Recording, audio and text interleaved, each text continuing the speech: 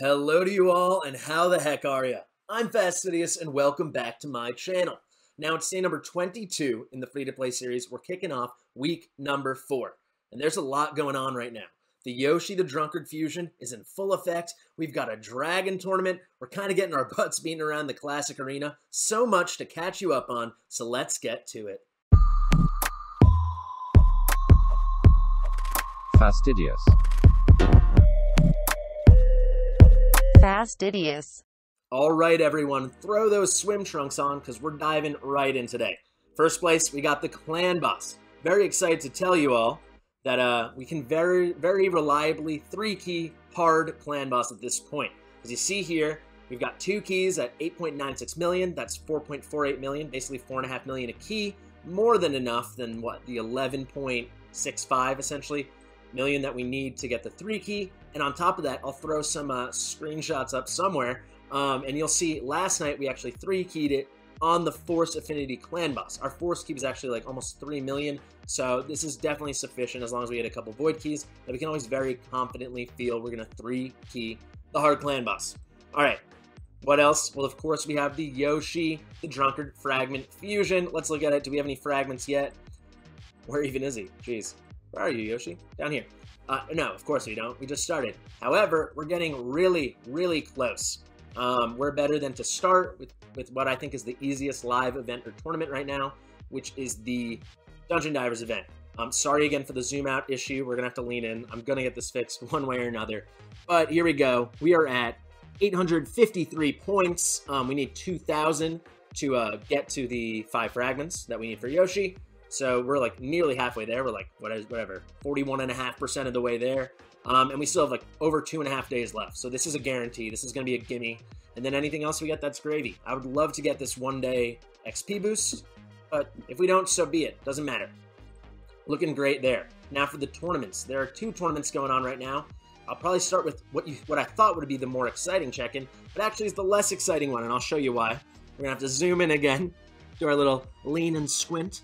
So I'm in 11th place with 1,080 points. So the good news, really close to the 1,300 we need to get the 5 fragments for Yoshi. Only 220 away. However, 11th place, 2nd place, the closest we could get to get those 5 extra fragments is at 2619. Way more than we're going to get. So pains me to do this. I really wanted to dump a ton of energy into Dragon. Probably we're going to pull the reins way back once we hit 1,300. Stop pouring our energy into this tournament. However, Classic Arena, exciting stuff. We're in 2nd place by 49 points. I mean, it's still early. There's 4.5 days left exactly, but this is a very healthy margin. I'm feeling like I might want to really push here. I might drop some gems on extra tokens. You know, it can't hurt to do more arena runs. It's good for the account. This is something where I could really see us picking up an extra 5 fragments. And also, we're going to get this so soon. By the end of the day, I'm sure, or early morning tomorrow, we'll hit this 200 mark. We're already at 159. It's only 41 to go. So that's another 5 fragments. So within the next 12 hours, we'll have 15 fragments already. Only less than about 2 days in. So pretty cool stuff. I also wanted to talk about another kind of good thing that unfortunately we're not going to be pushing harder in the Dragon tournament. We're going to have still so much energy. I really thought that's where the energy dump off, the mass energy exhaustion would take place. But look here, I'm not even going to count this in the total I'm about to tell you, but this is 150 energy waiting for us from this Classic Arena Takedown tournament. However, I added it all up, and I'm going to show you. We're sitting on a lot of energy. We are sitting pretty. We have 8 energy refills here. That's 920 energy. At the current energy cap I have, 115 energy per refill. On top of that, I've still saved the 500 energy that was given to us as a gift, that first gift pack for the 2nd anniversary celebration thing. So that's 500. Then, from challenges, I have a lot more. So if we go here, you'll see, let's start with the champion one, it's easier. I've been waiting to claim this, I'm not going to claim it yet. That's 100 energy, and then we'll actually finish this whole set of challenges and move on to the last set of champion challenges. Pretty cool. That's 100. And then here, I'll very quickly show you guys, this is 80, 80, 80, and then 100, so 240 in total, plus this 100, that's, 240 in total plus this 100, that's 340, and then plus this 100, that's 440. That we're not done though. I've been working on all my referral accounts. They're all at between level 29 and 30, but at level 10, I got the 600 energy, 200 apiece from each of them. You know I'm saving that too. So add it all up, we get 2460, 2,460 energy that we're just sitting pretty on.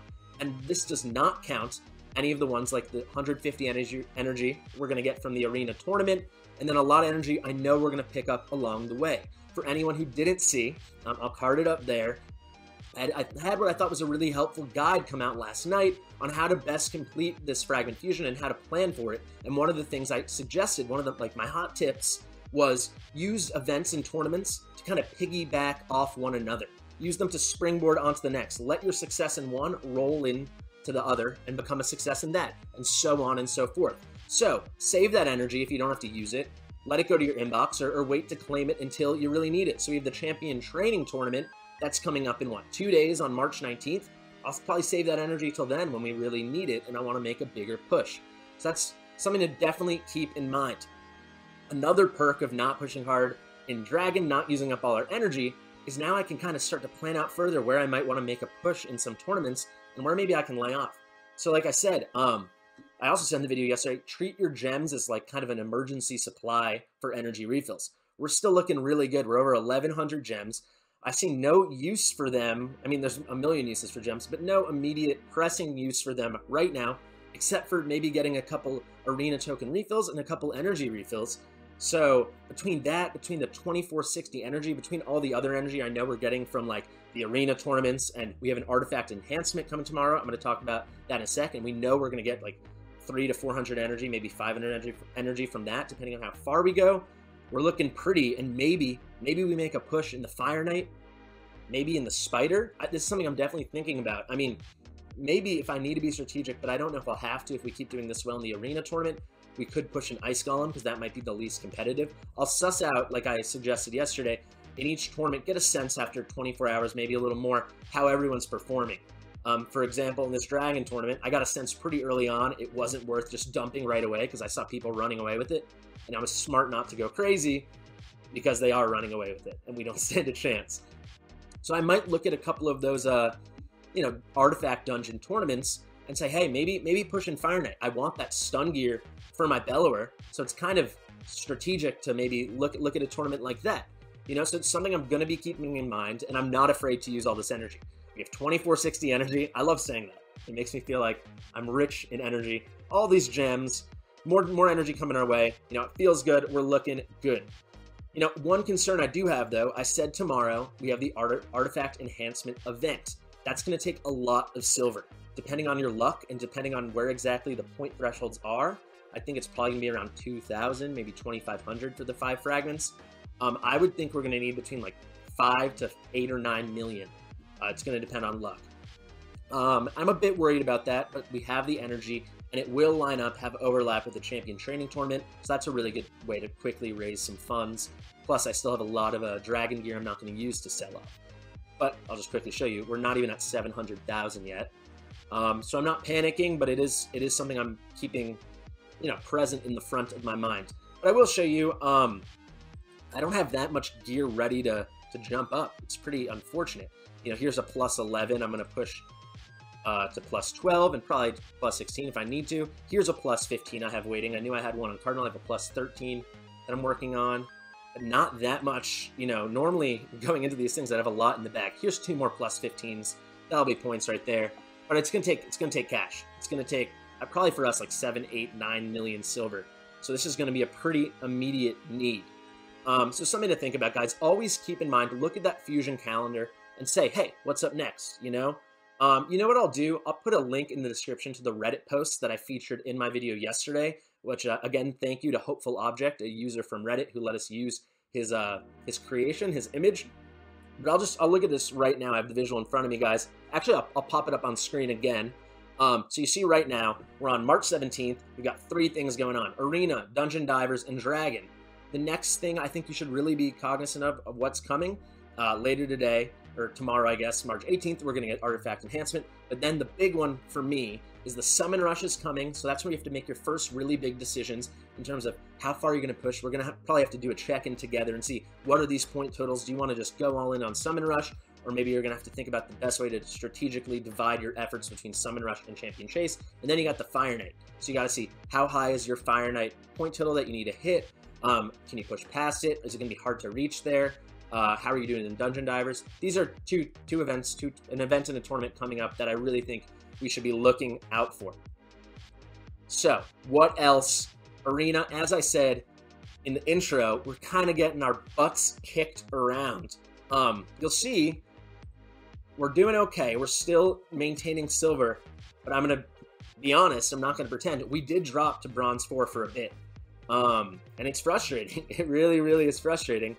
You can see here on defense, we had this whole stretch from a little over 5 hours ago until what? Almost a little less than 3 hours ago. What? 1, 2, 3, 4, 5, 6, 7 losses consecutive. And then we just fell. We just fell to bronze. There's nothing we can really do about that. I can only attack so much. And the attacks aren't so great. I mean, I've had a lot of wins in a row, but not constantly, you know? Look how much I fought today. So how did I get, I want to talk you through my strategy at this point. So how did I get, what is this, 1, 2, 3, 4, 5 wins in a row, which might not seem like much, but where I am with how weak kind of our team, not maybe our composition is strong, but our champions are really weak compared against the teams I'm going to. How did I get to this position where I'm winning a lot in a row? This is kind of a theme I wanted to touch on today. So we got to do our lean and squint again. We are in second place, 159. But if you look at it, no one stands a chance at passing us really unless someone goes nuts, except for the guy in third place. What is it? R4M Boz. Cool name. Maybe Ram Boz. Maybe that's what he goes by. But everyone else is super low. So I was like, wow, we can actually compete here. Fastidious, you got to start being a little more cognizant with your decisions in the arena. What do I mean by that? Well, a lot of times in video, you know I love to finish the videos with arena. I'm going to do that again today. But I'll just be like, what's a battle we might be able to win?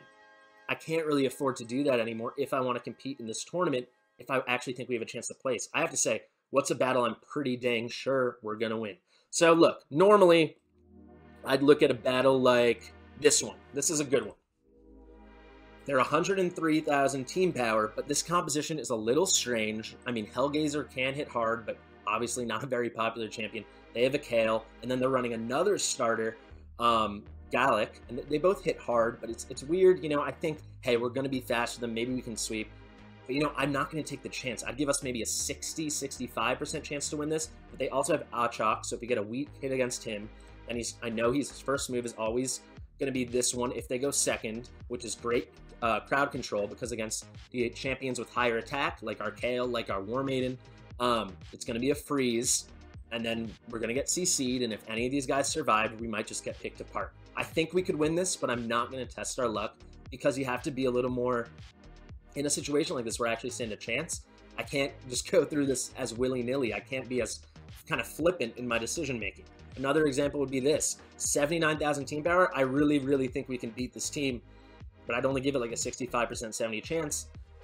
You know, I don't want to risk that, you know? I'd rather just be active in the game, check in every 20-30 minutes, and do a refresh like this, try to find a battle I feel more comfortable with. So, did I find one? This one, maybe.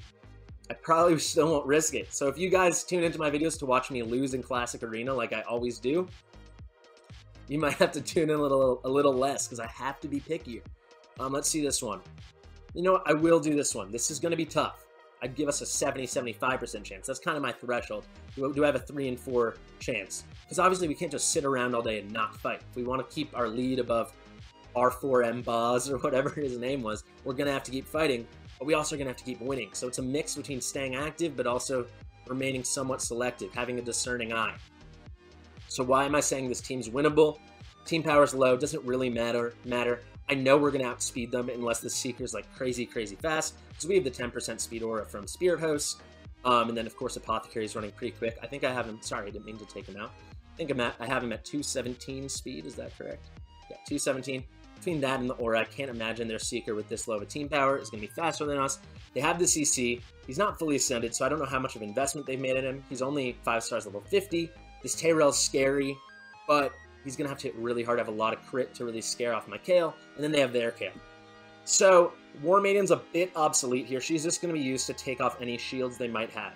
Probably won't happen, but maybe Chalk is in a shield set. I don't know. Sorry if I'm being like really getting into the minutia, but that's kind of where I have to be right now. And maybe if you want to compete in these tournaments too, like the arena tournament, you have to be that way as well. So we're going to go first, then, so it's going to go Spirit Host, then we're going to speed, sorry, not Spirit Host, it's going to go Apothecary, then Spirit Host, once we get sped up, then War Maiden, she's almost certainly going to crit. I have a lot more crit on her as of like a day or two ago. 89%, so quite a good chance, and she's strong against Seeker, so another 15%, so she's almost certainly going to crit against Seeker, which is going to trigger this passive. Heals this champion by 20% and places an AoE big version, 60% decreased defense on all allies for 2 turns, 1 hit with a crit. So it kind of will counteract her big defense down. Enough talking, we're going to go for it, and then we're just going to hope our Kale hits hard enough, their Kale drops, and then we have a decent chance. Watch all this talk, all this explanation, and of course we're still going to lose. So they did have the shield set, so I'm glad I did bring War Maiden, because she has the Shield Breaker Mastery. I don't know if she'll clear all the shields, but I think she'll definitely take care of Kale's. I sure hope so. Like, she almost finished off Kale's. Their Seeker's really quick. Not enough to pass us. So, this doesn't look great. We need to just hope we get a huge hit out of Kale and knock their Kale down. And we just missed it. That's so frustrating. And now we're gone. Yeah, see, this is how it goes. This is why I've been, like I said, all that explanation, we still didn't even pull it off. That's why we've been ping-ponging back and forth, you know, a bit between high bronze 4, low silver 1. Another thing, very quick rant. I saw people complaining about it on Reddit, and I noticed it myself, especially on my main account, but there's something off with the matchmaking. Like, look through this, guys. There is not a single team here, not a single team. Let me just double check it. So there's only one team that doesn't have a legendary. Obviously, we have no legendaries. And then the only one that doesn't has 3 top-tier epics, or what I would say are very high-tier epics. This is very strange. I mean, I know Arena's been kind of busted and you get crazy teams, but you shouldn't have stuff like this, like an Arbiter and Silver 1. And for more perspective, in my main, I made it on day 34 to Gold 4. Pretty cool accomplishment. I don't know if that's going to happen on this account. But I'm only saying that because I think I'm now on day 105, maybe? Something like this, 106. And I dropped out of Gold 4 for the first time ever. But not even that. I woke up this morning, I was in Gold 2. So something went crazy. You know, my defense lost like 30 matches in a row, and I saw other people on Reddit saying the same thing. Something's going on in Arena. We have to pay extra attention. Okay, sorry, I'm doing one more battle. I found a potentially good one. So, a tip I mention a lot, but in case you haven't heard it in previous videos, I always look for when people are using the wrong aura. What do I mean by that? Apothecary, sure, defense aura seems cool, but it's only in, I'll show you, it's only in dungeons. So it gives me a thought that maybe they made a mistake here, maybe they don't know. But hey, the fact that they're running basically a 0% anything aura, it's nice. We could still lose. You know, Molly's really good. So if we don't knock her down, she has a res. You know, she has an AoE provoke, lots of stuff. Maybe their Tayrel and Kale do really well. Or maybe their Apothecary is really fast. So we could still lose, but I'm giving ourselves like 75% chance at this. I said that's what I was going to do. I'll do one more battle. Hopefully we finish on a win here. Let's see it. Are we faster? Cool. So we are. Look how close they are. Their Apothecary is almost totally filled. They still might cut in before our other guys. But if they ran like a Spirit Host lead, or any lead that gave them anything, but especially a little speed lead, they'd probably be faster than us. His actual speed that he's built with is probably more than our 217 on our Apothecary. So let's make sure this lands on Kale. It does. Cool. So we're going to win, almost certainly.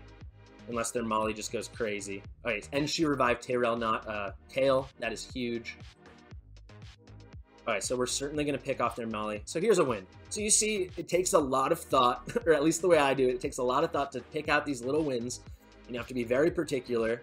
And even still, we went 1 for 2 today in the video. So it still doesn't mean I'm winning everything. Maybe I spoke too soon. Jeez, that Tayrel hit really hard. I think this should be enough. No?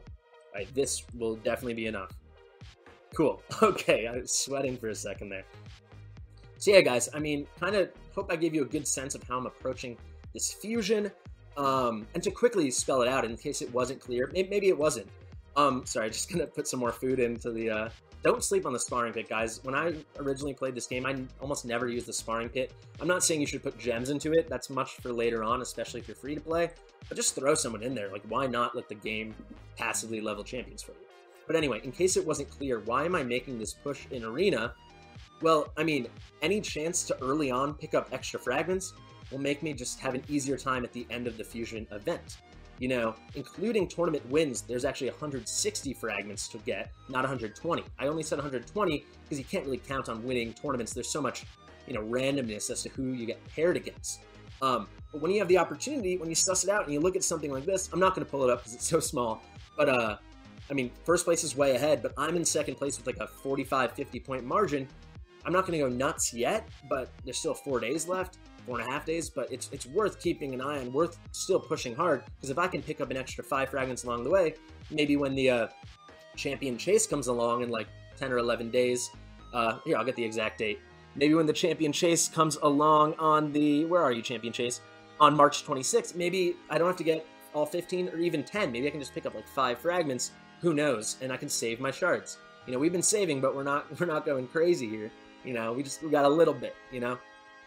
But anyway, I think that's good for today. I just wanted to quickly let you know what I have coming, you know, in the pipeline for you. So tomorrow, cool video. I'm very excited about it. Claude Beast Feeder. I'm releasing my first ever Champion Spotlight guide. I have him on my main account. He's amazing. He's been so helpful for just all-around progression. He's, unless you're late game, even towards the late game, he's so useful. He lets you build your teams differently with his increased accuracy, and no more of that, but just trust me. Speed up, accuracy up. This guy's amazing. Huge shields. You'll see tomorrow if you tune in. And then also, lots more check-ins on how the fusion's going and more tips along the way. So if you're participating in the fusion, make sure to keep checking back in. Maybe you'll find something useful. And as always, if you enjoyed this video, if you like my content, please like and subscribe. You know, it's free to play, and it's free to click. I've been Fastidious, and I'll see you tomorrow.